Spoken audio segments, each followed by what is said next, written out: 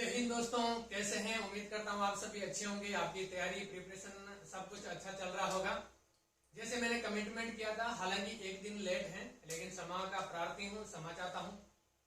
जैसे मैंने कमिटमेंट किया, हम राजस्थान के लिए सभी भर्तियों की, चाहे वो वनपाल वन रक्षक हो चाहे एलडीसी हो, सभी के अंदर जीके जीएस का जो पोर्शन है इसके अंदर हम पूरा कंप्लीट करेंगे। और आगे भी हमने इसकी 4-5 क्लासें की जिसके अंदर डिस्क्रिप्टिव टाइप में हमने किया था, लेकिन अभी हम इस डिस्क्रिप्टिव टाइप पार्ट को मैं बिल्कुल आपको समझाते जाऊंगा। लेकिन क्वेश्चन फॉर्म के अंदर आपको मैं यहाँ पर क्वेश्चन करवाऊंगा और उसके बाद में साथ ही साथ उसका जो भी डिस्क्रिप्टिव पार्ट होगा वो मैं आपको यहाँ पर क्लियर करवाऊंगा। ये जो क्लास है, ये जो सीरीज हम स्टार्ट कर रहे हैं, ये आपके राजस्थान का कोई भी एग्जाम हो, चाहे वो आपका एलडीसी हो, चाहे वनपाल हो, चाहे रीट हो, चाहे कोई भी हो, बिल्कुल डीपली एक एक क्वेश्चन मैंने एक एक लाइन से मेरे नोट से मैंने तैयार किया है और आपके लिए बहुत ही उपयोगी है, बहुत ही महत्वपूर्ण है। यहाँ से 100% क्वेश्चन आएंगे, तो आप लोग बिल्कुल क्लास को लास्ट तक लें और इस सीरीज से जुड़े। अपने बीएल एजुकेशन एंड मोटिवेशन के ऊपर आपका हार्दिक स्वागत करता हूँ। ये अपने राजस्थान के लिए पूरा डेडिकेटेड है। इसके साथ ही साथ हमने एक अपना प्लेटफॉर्म और ओपन किया है, जो इंडिया लेवल की जितनी भी वैकेंसी है उसके लिए मैं आपको दिखाऊंगा। यहाँ पर उसका लोगो भी आपको दिखा देता हूँ। ये जो लोगो देख लीजिए आप, ये अपने इंडिया लेवल की जितनी भी वैकेंसी है उनकी नोटिफिकेशन, उनकी इंफॉर्मेशन, उनका सिलेबस और यही टॉपिक वाइज सब्जेक्ट वाइज तैयारी हम इसके ऊपर भी साथ ही साथ करेंगे। और राजस्थान के लिए बीएल एजुकेशन मोटिवेशन है और इंडिया के लिए ये हमारा बीएल एजुकेशन 24/7। तो चलिए हम ज्यादा टाइम वेस्ट नहीं करते हुए हमारी आज की सीरीज को शुरू करते हैं। हम डेली के 20, 25 या 30 क्वेश्चन जैसे ही टाइम मिलेगा उतने क्वेश्चन हम डेली के करते जाएंगे और आपका सारा सिलेबस में कंप्लीट करवा दूंगा। शुरू करते हैं हम आज की सीरीज को, जिसके अंदर मिक्सअप क्वेश्चन है आपका क्लास 6, 7 और 8 का, जिसके अंदर आपकी ज्योग्राफी, पॉलिटिकल साइंस, हिस्ट्री सब कुछ आपका कवर होगा और बहुत ही बेहद रोचक और महत्वपूर्ण ये टॉपिक है। तो सबसे पहला हमारा क्वेश्चन है, राजस्थान में कुल वन क्षेत्र कितना है? तो राजस्थान के अंदर कुल वन क्षेत्र अभी वर्तमान में कितना है? 10%। कितना है? 10%। और इसके बाद में नेक्स्ट क्वेश्चन है हमारा, राजस्थान में सर्वाधिक में न्यूनतम वन क्षेत्र वाले जिले कौन से हैं? तो राजस्थान के अंदर सबसे न्यूनतम है ये, और सबसे सर्वाधिक और न्यूनतम, दो क्वेश्चन मैंने एक साथ यहाँ पर आप लोगों के लिए ले लिए, क्योंकि राजस्थान के अंदर जितने भी प्रकार के जो वन क्षेत्र पाए जाते हैं, सर्वाधिक कहाँ पे पाए जाते हैं और न्यूनतम कहाँ पाए जाते हैं, बहुत इंपॉर्टेंट क्वेश्चन है। तो सबसे ज्यादा पाए जाते हैं ये जो वन क्षेत्र है उदयपुर के अंदर, और सबसे कम पाए जाते हैं चूरू के अंदर। कहाँ पर पाए जाते हैं? सबसे कम चूरू के अंदर और सबसे ज्यादा उदयपुर के अंदर वन क्षेत्र पाए जाते हैं। इसके अलावा जो वन क्षेत्र है इनको 3 भागों के अंदर विभाजित किया गया है। ये आपका नेक्स्ट क्वेश्चन भी आ गया है, ये जो मैंने आप लोगों को करवा भी रखा है। यहाँ पर जो कुछ छूटेगा वो मैं आपको साइड में समझा दूंगा इसकी डिटेल। वनों को कितने भागों में विभाजित किया गया है? वनों को 3 भागों के अंदर विभाजित किया गया। राइट आंसर हमारा ऑप्शन नंबर ए। कौन कौन से ये भाग हैं? पहला है आपका आरक्षित वन, सेकंड है आपका सुरक्षित वन और तीसरा है अवर्गीकृत वन। बाकी जब हम वन क्षेत्र पढ़ेंगे उसमें और डिटेल से आपके जितना भी इसके अंदर आएगा वो हम और करते जाएंगे। इसके बाद में चलिए हमारा नेक्स्ट क्वेश्चन है, भौगोलिक दृष्टि से वनों का वर्गीकरण कितने भागों में किया गया है? यानी कि भौगोलिक दृष्टि से जो भूगोल, जो इसका हमारी जो भौगोलिक स्थिति है और भौगोलिक जो जलवायु है, इसके आधार पर जो वन है इनका वर्गीकरण किया गया है। और ये कितने भागों में किया गया है? ये 3 भागों के अंदर इसको भी किया गया। ऑप्शन नंबर ए हमारा राइट आंसर हो जाएगा। इसके अंदर जो भौगोलिक दृष्टि से 3 प्रकार के वन है, कौन कौन से हैं ये आपको मैं बता देता हूँ।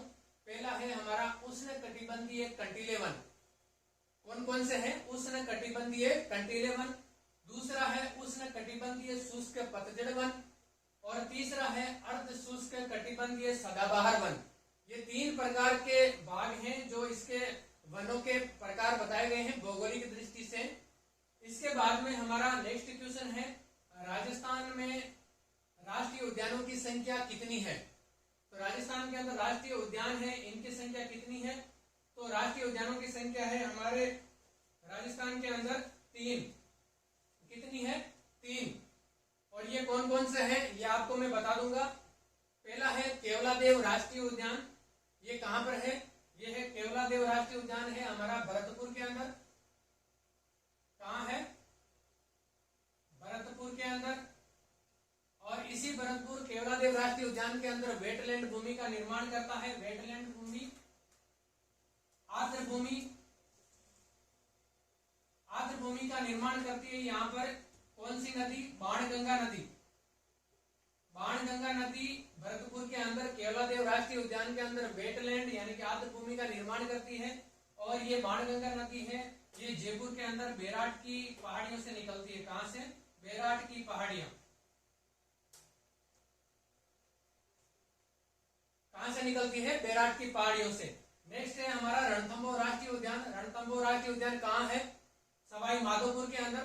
कहां पर है? सवाई माधोपुर। यहीं पे लिख दे रहा हूं मैं, आपको दिख रहा होगा, सवाई माधोपुर। और तीसरा है हमारा मुकुंदरा हिल्स राष्ट्रीय उद्यान। तो मुकुंदरा हिल्स जो राष्ट्रीय उद्यान है ये कोटा और झालावाड़ के अंदर पड़ता है। कहां पर? कोटा और झालावाड़। कोटा व झालावाड़, यहां पर ये मुकुंदरा हिल्स राष्ट्रीय उद्यान ये पड़ता है। इसके बाद में हम चलते हैं हमारा नेक्स्ट क्वेश्चन की तरफ। नेक्स्ट क्वेश्चन है हमारा राजस्थान में वर्तमान में वन्य जीव अभ्यारण्य कितने हैं? वर्तमान के अंदर राजस्थान में वन्य जीव अभ्यारण्य ये कितने हैं? तो ये है हमारे 26। कितने हैं? 26। ये 26 मैंने पूरे डिटेल से आपको यहाँ पर लिखे हैं। आप बिल्कुल एक एक लाइन को मेरे साथ में पढ़ते जाना। पहला है हमारा राष्ट्रीय उद्यान राष्ट्रीय मरु उद्यान वन्य जीव अभ्यारण्य जैसलमेर और बाड़मेर के अंदर ये फैला हुआ है। नेक्स्ट है हमारा कैला देवी वन्य जीव अभ्यारण्य सवाई माधोपुर और करौली के अंदर ये फैला हुआ है। यहाँ पर करौली जो कैला देवी है, यहाँ पर कैला देवी का मंदिर है। उसके बाद में कुंभलगढ़ वन्य जीव अभ्यारण्य राजसमंद, पाली और उदयपुर, इन 3 जो डिस्ट्रिक्ट है राजस्थान के, इनके अंदर फैला हुआ है। नेक्स्ट है फुलवारी की नाल वन्य जीव अभ्यारण्य, ये उदयपुर के अंदर है। नेक्स्ट है सरिस्का वन्य जीव अभ्यारण्य, ये कहां पर है? सरिस्का वन्य जीव अभ्यारण्य, सरिस्का वन्य जीव अभ्यारण्य अलवर के अंदर। उसके बाद में है टोटगढ़ रावली वन्य जीव अभ्यारण्य ये राजसमंद, सॉरी कहां पे चले गए थे, थोड़ा नीचे करते। फुलवारी की नाल वन्य जीव अभ्यारण्य उदयपुर के अंदर है। उसके बाद में सरिस्का वन्य जीव अभ्यारण्य अलवर के अंदर है। टोटगढ़ रावली वन्य जीव अभ्यारण्य राजसमंद, अजमेर, पाली, 3 डिस्ट्रिक्ट को मिलाकर ये वन्य जीव अभ्यारण्य है जो यहाँ पर विस्तृत है। उसके बाद में सीतामाता वन्य जीव अभ्यारण्य प्रतापगढ़, फिर है माउंट आबू वन्य जीव अभ्यारण्य सिरोही और रामगढ़ विस्तारी वन्य जीव अभ्यारण्य बूंदी। और वर्तमान के अंदर ये देश का 52वां और राजस्थान का 4था टाइगर रिजर्व, इसको रामगढ़ विस्तारी वन्य जीव अभ्यारण्य को घोषित किया गया है जो बूंदी के अंदर पड़ता है। आपको ध्यान रखना है कौन सा है रामगढ़ विस्तारी जो वन्य जीव अभ्यारण्य है, इसको ये देश का 52वां और राजस्थान का 4था बाघ रिजर्व क्षेत्र इसको घोषित किया है अभी। तो आपको ध्यान रखना है, करंट के दृष्टि से भी ये इंपॉर्टेंट क्वेश्चन है। जमुआ रामगढ़ वन्य जीव अभ्यारण्य जयपुर जो चैनपुरा से आगे पड़ता है। राष्ट्रीय चंबल घड़ियाल वन्य जीव अभ्यारण्य कोटा, सवाई माधोपुर, करौली और धौलपुर, यहाँ पर ये जो वन्य जीव अभ्यारण्य है ये पाया जाता है। उसके बाद में जवाहर सागर अभ्यारण्य कोटा, बूंदी और चित्तौड़गढ़ के अंदर विस्तृत है। फिर बंद बारेठा वन्य जीव अभ्यारण्य भरतपुर के अंदर है। भैंसरोडगढ़ अभ्यारण्य चित्तौड़गढ़ के अंदर है।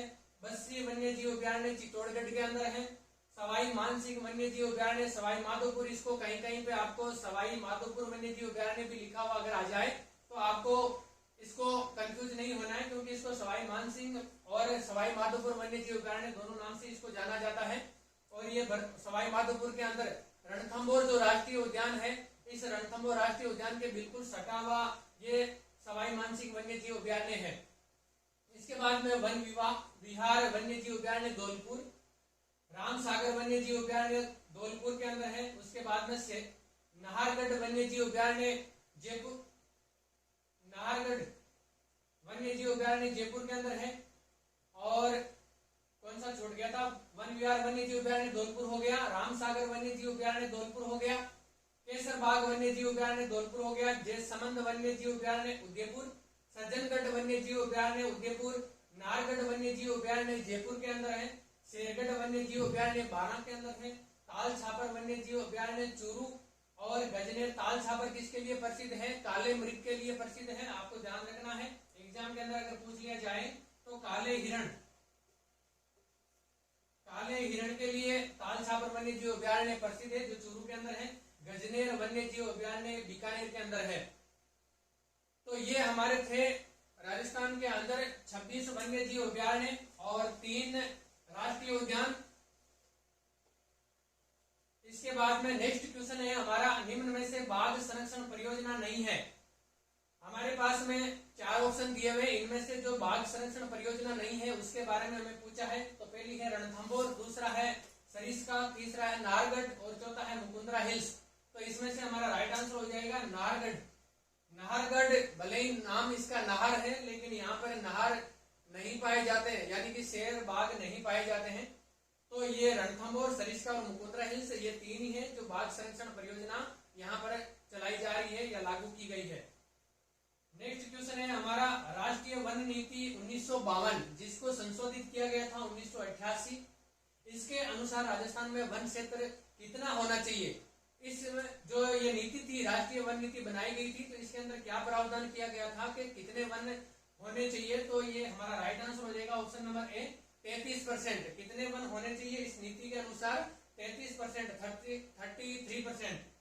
अब इसके बाद में कुछ इसका थोड़ा सा डिटेल हम पढ़ लेते हैं। राष्ट्रीय वन नीति 2010 के अनुसार 20% का लक्ष्य रखा गया था राजस्थान के अंदर वनों का, यानी कि वनाच्छादन जो क्षेत्र है इनका लक्ष्य 20% रखा गया था, जो राष्ट्रीय वन नीति वर्ष 2010 के अंदर।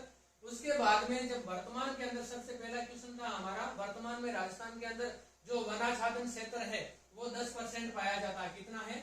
10%। आपको ध्यान रखना इनका। इसके बाद में कुछ और हमारी डिटेल्स हैं जो वन लाइनर क्वेश्चन यहाँ से बनते हैं, बहुत बार क्वेश्चन आते हैं। पहला है काजरी, इसका हिंदी के अंदर पूरा नाम है, क्योंकि आपके जितने भी एग्जाम है उसके अंदर हिंदी इंग्लिश दोनों में पूछा जाता है। तो केंद्रीय शुष्क क्षेत्र अनुसंधान केंद्र, ये जोधपुर के अंदर स्थित है, जहाँ पर वनों को बढ़ाना और वन क्षेत्र बढ़ाने के लिए जितने भी अनुसंधान किए जाते हैं वो यहाँ पर ये इस केंद्र के अंदर किए जाते हैं। उसके बाद में काजरी के बाद में आता है आफरी। ये शुष्क वन अनुसंधान संस्थान, ये भी जोधपुर के अंदर स्थित है। आपको एग्जाम में पूछ लिया जाए तो ये क्वेश्चन गलत नहीं होना चाहिए। फिर ये वनों से संबंधित एक और हमारे लिए इंपॉर्टेंट लाइन है, 1730 ईस्वी में अमृता देवी के नेतृत्व में, यानी कि 1730 ईस्वी में अमृता देवी के नेतृत्व में जोधपुर के खेजड़ली गांव में 363 विश्नोई भाई बहनों ने पेड़ों को बचाने के लिए अपने जीवन का परित्याग कर दिया था, अपने जीवन का त्याग कर दिया था। तो ये काफी इंपॉर्टेंट है, आपके एग्जाम के अंदर अगर आ जाए कि 1730 में ऐसी कौन सी घटना हुई थी जिसके अंदर वनों को बचाने के लिए 363 व्यक्तियों ने अपनी जान गंवाई थी। इसका नेतृत्व किसने किया? अमृता देवी ने। नेक्स्ट क्वेश्चन है हमारा, निम्न में से धात्विक खनिज की विशेषता नहीं है। निम्न में से कौन सी एक ऐसी विशेषता है जो धात्विक खनिज की नहीं है? खनिज कितने प्रकार के होते हैं? 2 प्रकार के होते हैं। पहला है धात्विक और दूसरा है अधात्विक। 2 प्रकार के खनिज पाए जाते हैं। तो धात्विक खनिज की विशेषता कौन सी नहीं है इसमें से? पहला है गलाकर नवीन उत्पाद प्राप्त किया जा सकता है। बिल्कुल धात्विक जो खनिज है इनको पुनः प्रयोग में लाया जा सकता है। दूसरा है बदलाव नहीं किया जा सकता। तीसरा है ये कठोर होते हैं धातुएं, और चौथा है चमक होती है। तो हमारा राइट आंसर हो जाएगा ऑप्शन नंबर बी, बदलाव नहीं किया जा सकता, परंतु जो धात्विक खनिज है इनके अंदर बदलाव किया जा सकता है। ये हमारा राइट आंसर हो जाएगा। नेक्स्ट क्वेश्चन है, इसी के अंदर हम देख लेते हैं धात्विक खनिज कौन कौन से हैं। धात्विक खनिज के अंदर देखो, लोहे अयस्क, मैग्नीज, सीसा, जस्ता, चांदी और तांबा, ये सारे धात्विक खनिज के उदाहरण हैं। और इसके अलावा जो बचे हुए खनिज हैं वो अधात्विक खनिज के एग्जाम्पल होंगे। आपको ध्यान रखना, यहाँ से एग्जाम के अंदर काफी इंपॉर्टेंट क्वेश्चन यहाँ से बनते हैं। नेक्स्ट क्वेश्चन है हमारा 10 नंबर, निम्न में से किस खनिज में राजस्थान का एकाधिकार नहीं है? ऐसा कौन सा खनिज है जो राजस्थान का एकाधिकार से मतलब समझते हैं कि राजस्थान के अंदर सबसे ज्यादा वो पाया जाता है, सबसे ज्यादा राजस्थान के अंदर खनन होता है, तो ऐसा जो खनिज उसके एकाधिकार बोला जाता है। तो वोल्स्टेनाइट ये पाया जाता है, जस्पर पाया जाता है और सीसा जस्ता पाया जाता है, लेकिन जो चांदी है इसके अंदर एकाधिकार राजस्थान के अंदर खनिज में नहीं है। नेक्स्ट क्वेश्चन है हमारा क्वेश्चन नंबर 11, राजस्थान में सर्वाधिक खनिज उपलब्धता वाला भौतिक प्रदेश है। बहुत ही इंपॉर्टेंट क्वेश्चन है। पहला ऑप्शन है पश्चिमी मरुस्थली, पश्चिमी मरुस्थली, यहाँ पे टाइपिंग मिस्टेक हो गया होगा, पश्चिमी मरुस्थल है। उसके बाद में सेकंड ऑप्शन है हमारा अरावली पर्वतमाला, नेक्स्ट है पूर्वी मैदान और चौथा है दक्षिणी पूर्वी पठार। तो यानी कि राजस्थान के अंदर सबसे ज्यादा खनिज कौन से क्षेत्र या कौन से भौतिक प्रदेश के अंदर पाया जाता है, तो ये सबसे ज्यादा है अरावली पर्वतमाला प्रदेश के अंदर। यानी कि अरावली पर्वतमाला है, इसको खनिजों की भूमि कहा जाता है। यहाँ पर सर्वाधिक खनिज है उनका उत्खनन किया जाता है, तो यह आपको ध्यान में रखना है। नेक्स्ट क्वेश्चन है हमारा क्वेश्चन नंबर 12, देबारी उदयपुर में जस्ता शोधक संयंत्र तथा चंदेरिया चित्तौड़गढ़ में सीसा जस्ता शोधक संयंत्र लगाया गया है। ये आपके एग्जाम के अंदर बन सकता है। देबारी उदयपुर आपको पूछ लिया जाए कि जस्ता शोधक संयंत्र कहाँ पर लगाया गया है, तो ये देबारी उदयपुर के अंदर। और दूसरा है आपको पूछ लिया जाए कि सीसा जस्ता शोधक संयंत्र कहाँ पर लगाया हुआ है, चंदेरिया चित्तौड़गढ़। ठीक है, इसके बाद में कुछ जो हमारे खनिज हैं जो कहाँ पर पाए जाते हैं, कहाँ पर इनको निकाले जाते हैं, एग्जाम में पूछा जाता है। ये एग्जाम में क्वेश्चन इनके बनने की पूरी संभावना रहती है। तो आप देख लीजिए, सीसा और जस्ता ये सबसे ज्यादा राजस्थान में कहाँ पाया जाता है, उदयपुर जावर, जावर की खानों से सबसे ज्यादा सीसा और जस्ता निकाला जाता है जो उदयपुर के अंदर पड़ती है। उसके बाद में भीलवाड़ा और राजसमंद के अंदर भी सीसा जस्ता पाया जाता है।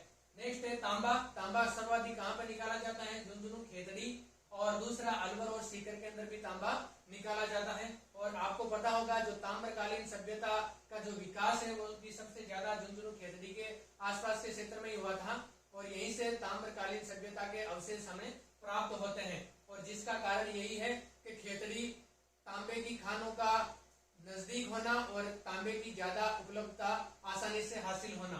नेक्स्ट है लोहा अयस्क, ये जयपुर, सीकर और झुंझुनू के अंदर बहुतायत में मिलता है।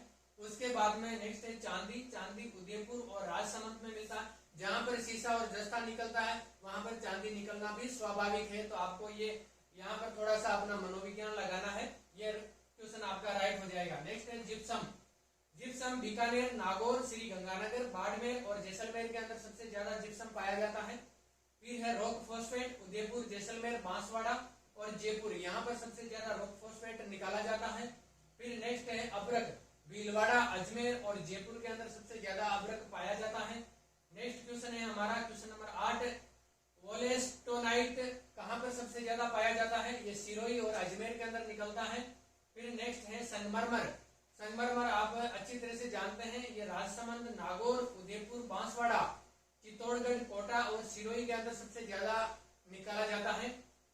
नेक्स्ट क्वेश्चन है हमारा 10 नंबर, चूना पत्थर, चूना पत्थर सर्वाधिक चित्तौड़गढ़, कोटा, सिरोही और उदयपुर के अंदर मिलता है। फिर है ग्रेनाइट, ग्रेनाइट सबसे ज्यादा जालोर, जैसलमेर, पाली और सिरोही के अंदर ग्रेनाइट की प्रचुरता देखने को मिलती है। इसके बाद में हमारा नेक्स्ट क्वेश्चन है क्वेश्चन नंबर 13, ऊर्जा संसाधन कितने प्रकार के होते हैं। आप लोगों को मैंने बताया ऊर्जा संसाधन है वो 2 प्रकार के होते हैं। कितने प्रकार के, 2 प्रकार के। ऑप्शन नंबर ए हमारा राइट आंसर हो जाएगा इसके अंदर। अब चलिए हम देखते हैं ये ऊर्जा संसाधन कौन कौन से हैं। सबसे पहला है परंपरागत ऊर्जा संसाधन और दूसरा है गैर परंपरागत ऊर्जा संसाधन। आप गैर परंपरागत ऊर्जा संसाधन है उससे आप समझते हैं कि जो प्रकृति से हमें मिलते हैं। तो ये हमारा यहाँ पर क्वेश्चन क्लियर होगा। नेक्स्ट क्वेश्चन है हमारा क्वेश्चन नंबर 14, राजस्थान में किस प्रकार का कोयला सर्वाधिक पाया जाता है। तो राजस्थान के अंदर सबसे पहले तो आपको ये पता होना चाहिए कि कोयले की कितनी प्रकार की किस्म पाई जाती है। तो यहाँ पर ये ऑप्शन है ये बिल्कुल सही है और ये बिल्कुल क्रम के अंदर है। सबसे जो अच्छी क्वालिटी का जो कोयला है वो एंथ्रासाइट होता है।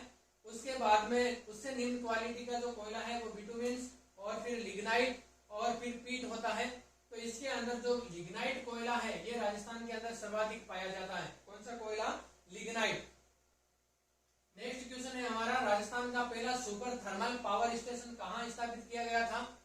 तो ये किया गया था सूरतगढ़ श्री गंगानगर के अंदर। कहां पर? सूरतगढ़ श्री गंगानगर के अंदर। राइट आंसर हो जाएगा हमारा ऑप्शन नंबर ए। कहां पर है? श्री गंगानगर के अंदर। पेन नहीं चल रहा, थोड़ा सा मैं पेन चेंज कर रहा हूं। नेक्स्ट क्वेश्चन है हमारा क्वेश्चन नंबर 16, देश का सबसे बड़ा सोलर पार्क ये कहां पर स्थापित किया गया है? तो राइट आंसर हो जाएगा 16 नंबर का हमारा ऑप्शन नंबर डी, जोधपुर के अंदर। कहां पर? जोधपुर के अंदर। नेक्स्ट क्वेश्चन है हमारा, निम्न में से इनका राजस्थान में प्रथम स्थान नहीं है। यानी कि कुछ फसलें दी गई है और इन फसलों के लिए पूछा है कि ऐसी कौन सी फसलों का जो जोड़ा है जो राजस्थान के अंदर प्रथम स्थान नहीं रखता है वहां पर उपज होने में। तो बाजरा, इसबगोल ये राजस्थान के अंदर बहुतायत में मिलता है। सरसों और गवार ये भी राजस्थान के अंदर प्रथम स्थान है। मोट और जीरा ये भी राजस्थान के अंदर बहुतायत में पाया जाता है, इनमें ये एकाधिकार रखता है। लेकिन गेहूं और मक्का ये हमारा राइट आंसर नहीं है, क्योंकि राजस्थान के अंदर गेहूं और मक्का के अंदर राजस्थान प्रथम स्थान नहीं रखता है, एकाधिकार नहीं रखता है। तो ये हमारा राइट आंसर हो जाएगा 17 नंबर का ऑप्शन नंबर सी, गेहूं और मक्का। नेक्स्ट क्वेश्चन है हमारा क्वेश्चन नंबर 18, राजस्थान में सर्वाधिक सिंचाई किससे होती है? तो राजस्थान के अंदर पहले तो आप लोगों को पता होना चाहिए कि सिंचाई के साधन कौन कौन से हैं। सिंचाई के साधन नलकूप, नहरें, कुएं और तालाब, ये सभी के सभी सिंचाई के स्रोत हैं। यहाँ से इन स्रोतों से सिंचाई की जाती है। तो सबसे ज्यादा राजस्थान के अंदर नलकूपों से सिंचाई राजस्थान के अंदर सबसे ज्यादा की जाती है।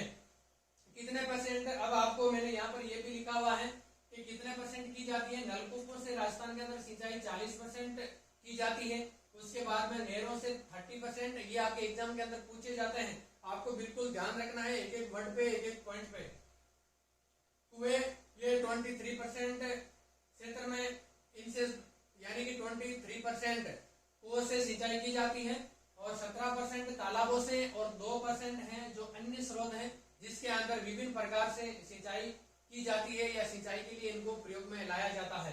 तो ये आपको क्लियर हो गया होगा। नेक्स्ट क्वेश्चन है हमारा क्वेश्चन नंबर 19, एशिया महाद्वीप का सबसे बड़ा कृषि फार्म कहां पर है? ये बहुत ही इंपॉर्टेंट क्वेश्चन है, आप लोगों ने शायद आज तक इसको नहीं देखा होगा, लेकिन मैं आपको बता रहा हूँ एशिया महाद्वीप का सबसे बड़ा कृषि फार्म कहां पर है? ये राजस्थान के अंदर है और राजस्थान के अंदर गंगानगर में है। और गंगानगर में भी कहां पर है? सूरतगढ़ के अंदर। कहां पर है? सूरतगढ़ के अंदर एशिया महाद्वीप का सबसे बड़ा कृषि फार्म स्थित है। ये आपको ध्यान रखना है, काफी इंपॉर्टेंट क्वेश्चन है। नेक्स्ट क्वेश्चन है हमारा क्वेश्चन नंबर 20 और इस आज की क्लास का सबसे लास्ट क्वेश्चन नंबर 20, भारत का प्रसिद्ध पर्यावरण कार्यकर्ता जिसे वाटरमैन या जल पुरुष के नाम से जाना जाता है, तो ये कौन है? ऑप्शन नंबर ए है Raman Singh, option number B Rajendra Singh, option number C Bhakt Singh, option number D Kalyan Singh. तो इसका राइट आंसर है हमारा option number B Rajendra Singh. इनको रमन मैगसेसे पुरस्कार से पुरस्कृत किया गया था। किससे? रमन मैगसेसे पुरस्कार। इनको रमन मैगसेसे पुरस्कार भी दिया गया था, जो पर्यावरण को एक अच्छी दिशा में ले जाने के लिए, पर्यावरण के लिए काम करने के लिए, पर्यावरण को शुद्ध बनाने के लिए जो व्यक्ति काम करता है उसके लिए ये जो पुरस्कार है ये दिया जाता है। और ये भारत का प्रसिद्ध पर्यावरण कार्यकर्ता वाटरमैन या जल पुरुष के नाम से भी जाना जाता है। ये थे हमारे राजेंद्र सिंह, जिनको रमन मैगसेसे पुरस्कार से सम्मानित किया गया था। तो चलिए आज की हमारी इस सीरीज के अंदर ये इतने ही क्वेश्चन थे, 20 क्वेश्चन। आप कमेंट करके मुझे जरूर बताना कि ये आपको सीरीज कैसी लगी। अगर आपको अच्छी लगी या इसमें कुछ और अमेंडमेंट करना है तो आप मुझे जरूर कमेंट करें, मुझे जरूर बताएं। मैं उसमें आपको सुधार करूंगा और आपकी एक बेटर स्टडी के लिए जो मेरे से एफर्ट हो सकते हैं मैं सारे एफर्ट डालने की कोशिश करूंगा, लेकिन आपका सिलेक्शन होना चाहिए। इन्हीं उम्मीदों के साथ आज के इस सेशन को मैं समाप्त करता हूँ। जय हिंद, जय भारत।